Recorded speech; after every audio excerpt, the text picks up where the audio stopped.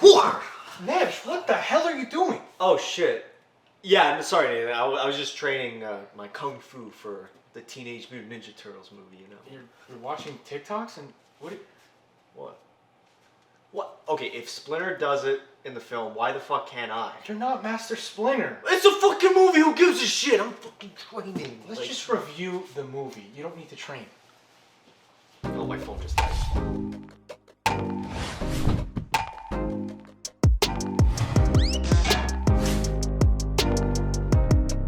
Welcome back to the Real Talk Podcast, episode 97.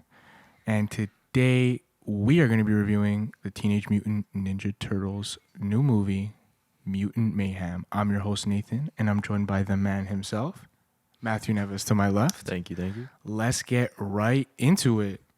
TMNT, new movie. Yeah. I was excited just from the art style of this of the trailer because it seemed like they were going for that aesthetic of like, okay, well, we're in New York. Yeah. A lot of like graffiti is in New York. Yeah. Why don't we just make it look like that? And you definitely get, you see the inspiration from like a movie like Spider-Verse. But, Yes. Well, I think you see the inspiration, but they didn't go for a carbon copy. No. It has its own unique style that I really appreciated. And it makes me excited about where animation is kind of going right now. But before we get too far into this movie, Right. I want to talk about the Teenage Mutant Ninja Turtles as a whole, because I don't know if we're ever going to get to talk about this again. It's not like there's great Turtles movies coming out all the time. Not a lot. No. So, as a kid, Nev, what was your experience with Ninja Turtles? Were you a big fan? Or?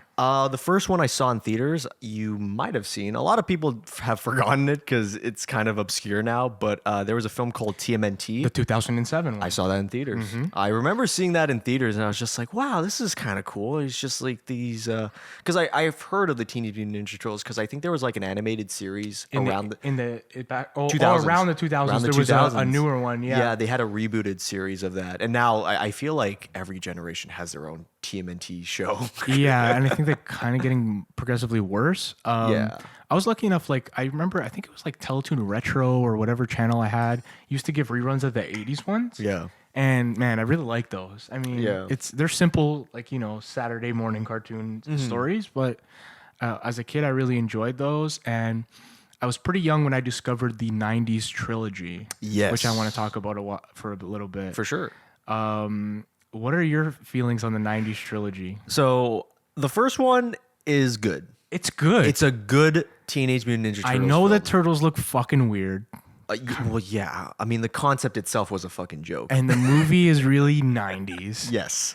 But I don't know. I really like it. It holds a special place in my heart. I really like one, and I do like two as well. You do like two. I do like two. Okay. You like Vanilla Ice. Go Ninja, go Ninja, go. It's iconic. It's iconic in its own. It's ridiculous, of course. Yes. But so are giant talking turtles, and they kind of leaned into it. Yeah. And then number 3, they get a time machine and are transported to 16th century Japan for some fucking reason. What an odd premise. Like, why? For your third You movie. got so much source. Like, did you run out of material with the Ninja Turtles already? Like, they had a show for fucking years that you could Yeah. pull from. Like, get- you didn't explore enough villains yet. Like, No. Why did you have to be like, oh, we're done with the New York thing. We got to go to 16th century Japan. Yeah. Didn't make sense. No, it didn't make sense because like Teenage Mutant Ninja Turtles, like the concept was a joke in and of itself. The creators have even said it. It's like, oh yeah, we just made it. It's basically a Daredevil spoof because it's Right. the same fucking mutant juice that the Turtles took instead of Matt Murdock. That was the whole joke, and the rest of the fucking show was just like that. It's like, okay, what if they were ninjas? All right, let's make fun of like these new ninja styles or whatever, and like even Baxter Stockman was. Like I think we said before, The Fly, Yeah, like, exactly. There's a lot of weird shit, but like I feel like the first movie handled it the best because it took these obscure concepts, obscure visuals, and played it straight. Yeah, it really did. They didn't wink at the camera at all. They played it straight, which I appreciate. There is some good jokes in those movies, and I always love the openings of them. That's something I was just watching quickly before we started rolling. I love the openings where it's like they never start on the turtles and you're kind of just waiting for them to appear. And the first one does it the best because you're in the sewers and you see their shadows on the wall. And that's like really effective. And the title just appears, and it's just like, oh, and then the title disappears, and then the turtles come out, and it's like, holy shit, they are in fact Teenage Mutant Ninja Turtles. It's exciting, yeah. It's exciting. I really love the animatronics in those movies. Me too. Jim Henson fucking nailed it. Him and his team, amazing. So amazing that you can tell by the third one that he was not involved at all because those look like fucking dog shit. Oh man, Chuck E. Cheese, Freddy Fazbear motherfuckers. It's crazy how does that trilogy make money? That's what I'm interested in. All of them did make money. The third one, of course, made the least amount. The first one made a ton. The first one, like top 10 films. $13 million budget, $202 million box office. Yeah. That's crazy. Because it was still hot. The IP was like, the show was still going. There was a fucking video game from Nintendo. It was like... It was a tight 93 minutes. Yeah. Good, solid film. Like, solid Ninja Turtles movie that I'm sure people growing up in the 90s have lots of nostalgia for. Like, yeah. And the only other film that they released theatrically... Oh, actually.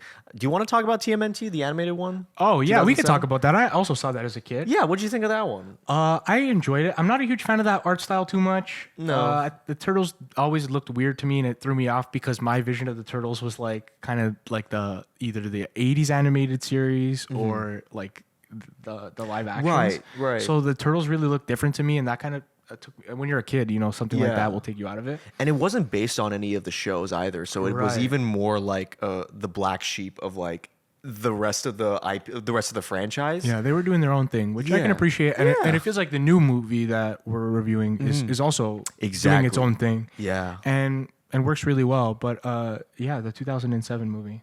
2007 movie, I thought was okay.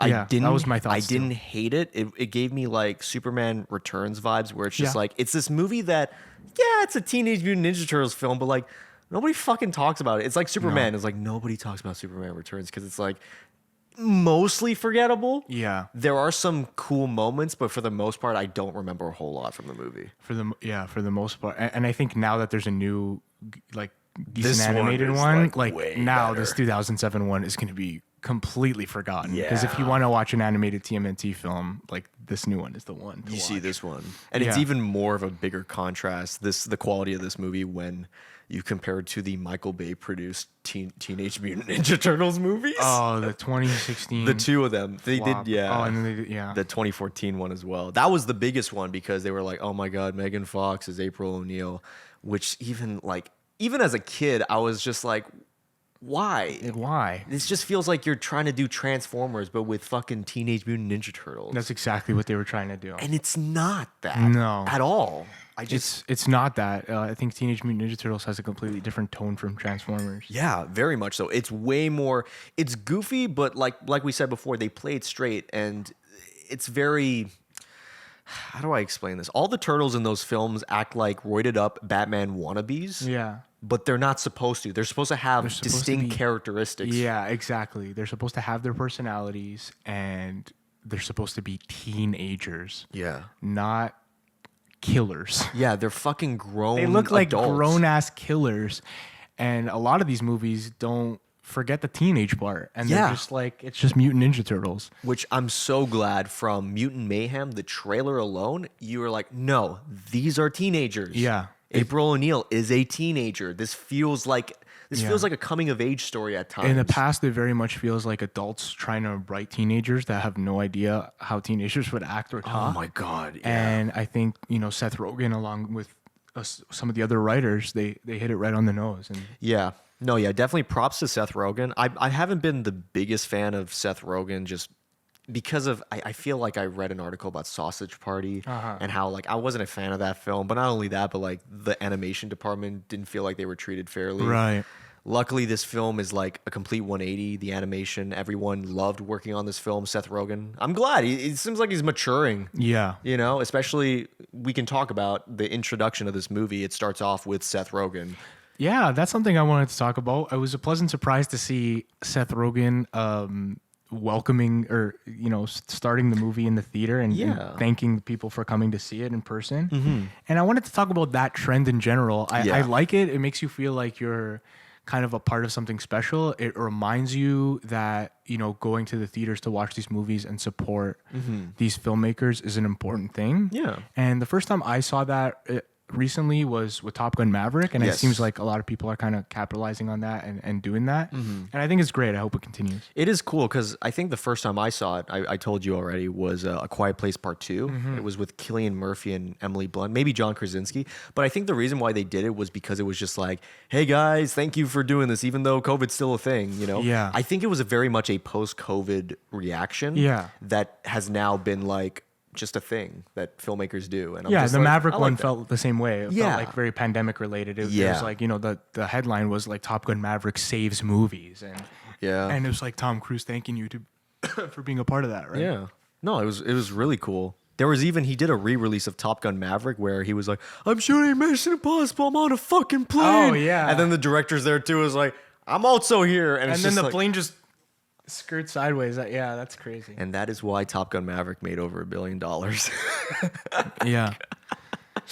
But no, yeah, it was great to see that in this film. And Let's get into the film. yeah. Oh man. What were your general thoughts after watching this? This is the movie that I wish I had as a kid. Yeah. Seriously. This is the movie that I'm like, damn, I wish I was a kid again. Yeah.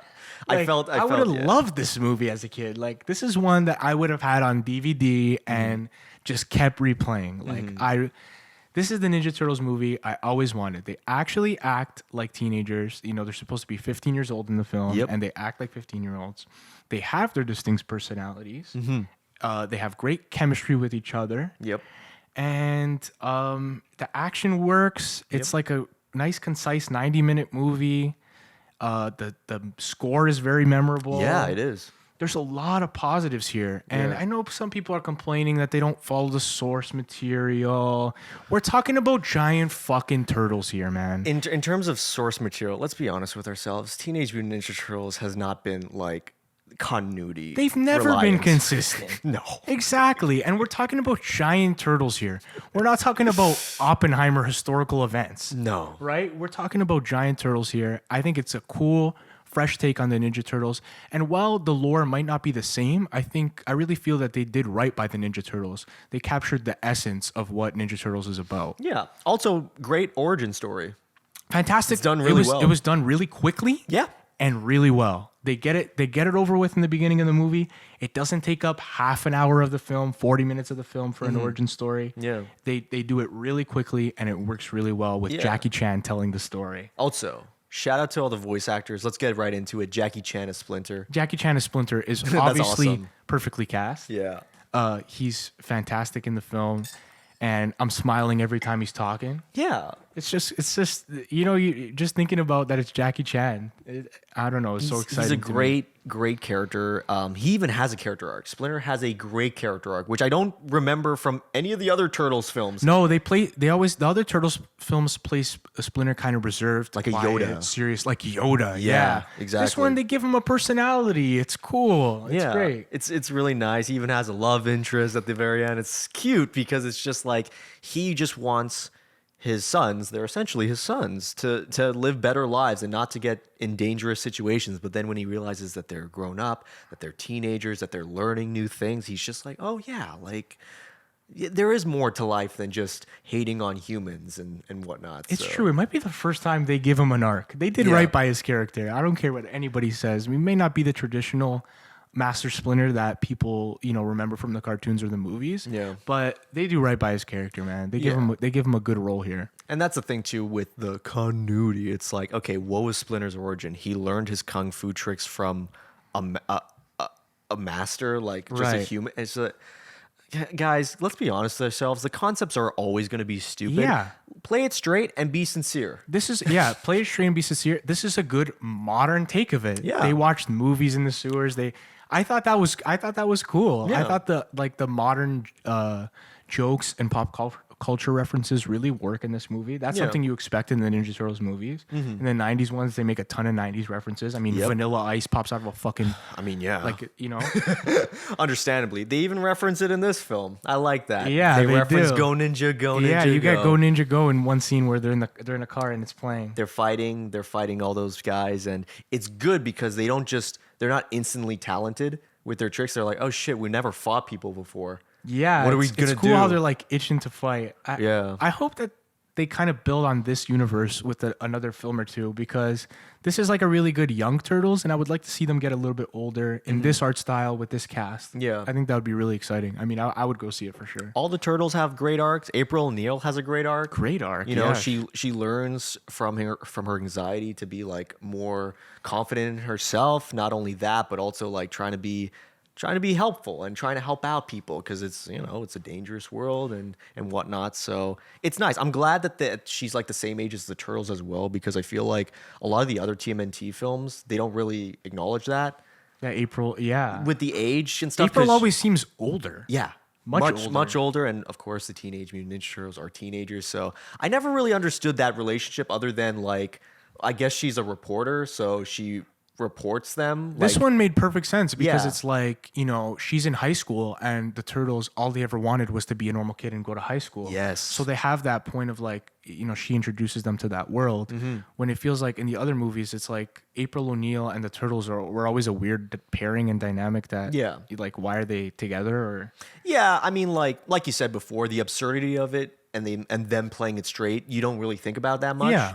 But I'm so glad that we didn't have to introduce all the Turtles characters that we've seen in movies so many times, like Casey Jones. Yeah. We didn't have to see him in this. We No. don't. For the love of God, I'm so glad that they did not introduce Shredder. Oh, thank God it's not Shredder. Shredder That's one is of my like- notes. One of my notes is yeah. like, at least it's not Shredder. He's the Joker of Teenage Mutant Ninja Turtles. We've seen enough Jokers. We've seen enough Shredders. Yeah. Let's fucking move on to other villains. Yeah, like inventing a new villain for this is kind of weird, I think. Like Superfly. Like, I know it's not really inventing a new villain. Yeah.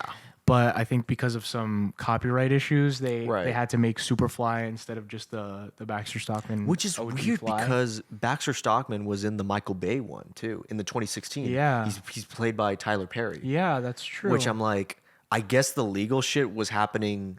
Maybe it's been an ongoing thing since. I'm not sure. Yeah, Yeah. but I know. Yeah, I wish we got a little bit more Baxter Stockman, voiced by Giancarlo I Esposito. know. He gets like 2 minutes. I know, it's and a I'm like, shame. what the fuck? It's a shame. I was like, damn, it's a stacked cast. It's a stack cast. Like, when you give Giancarlo Esposito 2 minutes, it's like, that's how you know. But here's the thing that I will say this movie did better than the Mario film. It used all these big name voice actors, but I didn't think of them while they were talking. Like Rose Byrne is the crocodile, I believe. I wasn't thinking that. No. I wasn't thinking all of these voice actors at the same time. Like, oh yeah, like that's Jackie Chan. No, it's just Splinter. Yeah. It's Splinter's arc, and same with the kids, because I think one of the kids is voiced by Amazing World of Gumball. That kid. Oh, really? Yeah. I mean, he sounds a little more older, obviously, but you don't think of stuff like that until you IMDb them. You're like, fuck, this is even Seth Rogen. I'm going to be praising Seth Rogen's voice acting because it's actually good in this. And you didn't like him in Mario. I did I not- kind of did. yeah. But you didn't like him in Mario. You didn't think it worked there. You It thought just- it was just Seth Rogen Yeah. voicing Donkey Kong. Donkey Kong. And here he kind of is doing, he's doing Bebop. But He's doing Bebop. He's doing Yeah. the Brooklyn accent. Yeah, and it's just exactly. like fucking him and John Cena, Bebop and Rocksteady. Like they sound distinct from each other. So much so that I wasn't thinking of Seth Rogen and John Cena. works really well. Yeah. There's a lot of And characters. Ice Cube I like a lot too as Superfly. Yeah.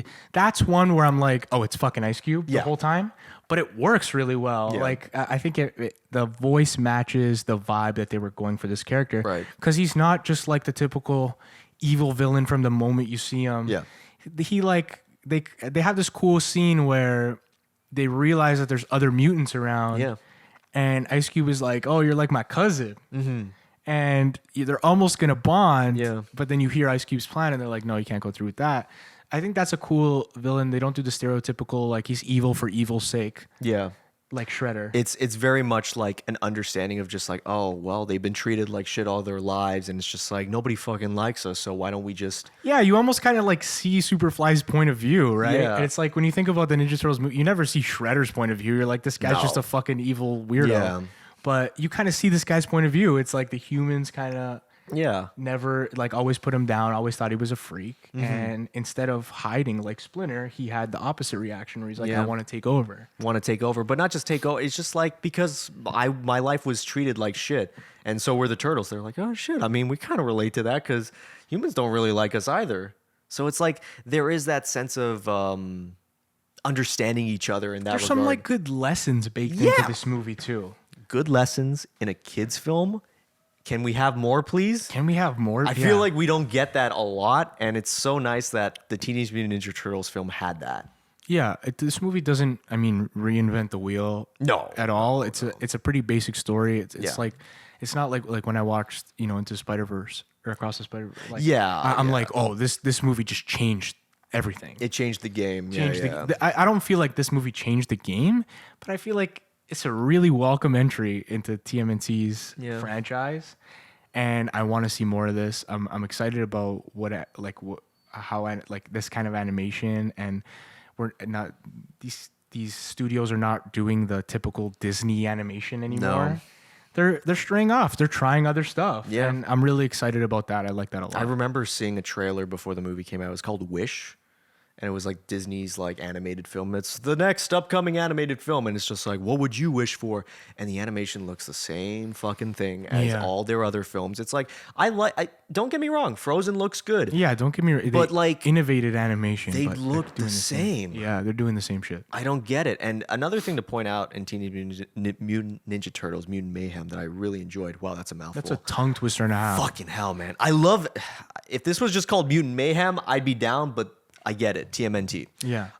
There's a shot of all the turtles at the beginning of the movie watching like Ferris Bueller's Day Off. Oh, I love that scene. I want to say something. And I'm going to call out Spider-Man Homecoming. You already know maybe what I'm going to talk about. This is the right way to pay homage to John Hughes. Yeah. Because of the fact that it actually illustrates what teenagers are doing nowadays versus what it was in the 80s, even though they're reflecting on the movie. And they're like, oh, I want to be like that. And then Leonardo's looking at all the other teenagers and they're partying and stuff, but it's different. But they want to be part of that. That to me is like what the essence of those John Hughes films were like. Where it's like it's escaping from reality. I'm never going to do what Ferris Bueller is going to do, obviously. I completely agree, yeah. Whereas Spider-Man Homecoming just directly like, oh, look, it's the scene from the movie. Wow, I'm running. I'm Peter Parker. I don't know. I fucking hated that scene. I don't know why I'm so mad about it. No, this was one of those like pop culture references that felt right at home in this scene. Because it's the perfect scene. The Turtles want to be a high school kid. So at the same time, they're watching like what the older generation high school kid was Ferris Bueller, and they're like, "Wow, this is it's so exciting! Is that what high school's like?" But then they're seeing the high school kids watching and they're having so much fun, and they're drinking, and the music partying, too. And the music, man, the scene really hit home, and this scene has this movie has some scenes that are are really good, better than they had to be. Better than they had to be, which I really like. But what are some of the negatives from this movie? What do you think they could have executed a little bit better?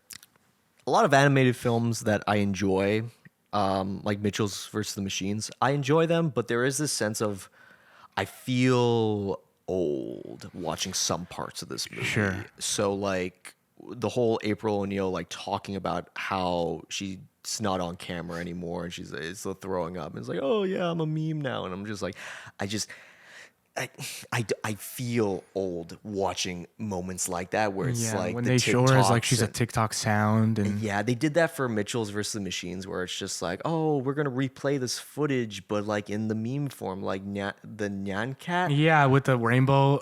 We were fucking 8 when that shit happened. Like I get it, but also like I don't know. I feel so old watching that. I get it too. I think the counter argument to that though is like you watch the 90s ones and they're like they have so much 90s in them too. It's like this is just a newer version of it and it's kind of cringe because we're older, I guess. Yeah. But I think it works as a modern take of the Ninja Turtles. Do you think we're going to look back at TikTok 20 years from now and be like, "Oh wow, that's such a gem." Do you think? Oh no, I don't think it's going to age well, but But I think it's going to be like when you watch the 90s ones, it's like it's almost like a time capsule of a film. Where it's like, Vanilla Ice is popping out of that's the fair. wall. That's a time capsule. Yeah. Like, you watch that and you reminisce about like, wow, Vanilla Ice used to be huge. Yeah. And he was big. He was a big deal when this movie came out. I guess this film would have something similar with the Mr. Beast cameo because he voiced in it. And I'm just like, wow, like it's a small cameo, but then you think about like, 20 years from now, who would be the Mr. Beast of like 2000? I guess it'd be I don't know, maybe Tom Green. And then you think of that as like, wow, I guess this is our like group of like celebrities. You know what I mean? I think 20 years from now, maybe TikTok won't be around and some of these references will be dated, but I think it'll be like a time capsule that we could look back and, oh yeah, I remember like TikTok and these dumbass sounds and memes and it's not as bad as Ralph Breaks the Internet. I will admit that. That was like the worst of the worst, where it's like fucking dog shit over dog shit. They don't make the whole movie about this new shit. Exactly. They just have a couple of references, and for that reason, it works. It works for me. Yep. It's my favorite TMNT film.